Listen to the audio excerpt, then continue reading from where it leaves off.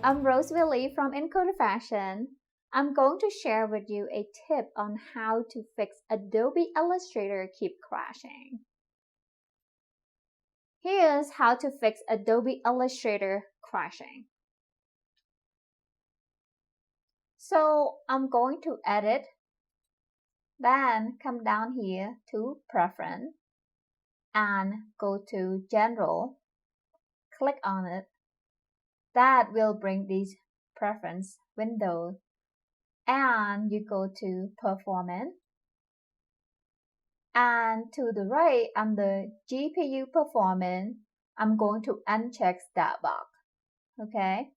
After that, come down here to File, Handling, and Clipboard. Click on it.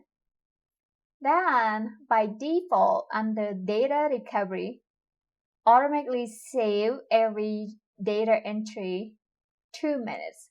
We want to change that to 10 minutes, okay? After that, come down here and click OK. So as a result,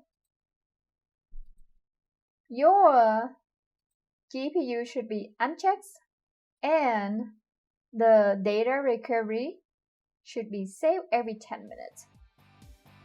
There is more information under the video. Bye!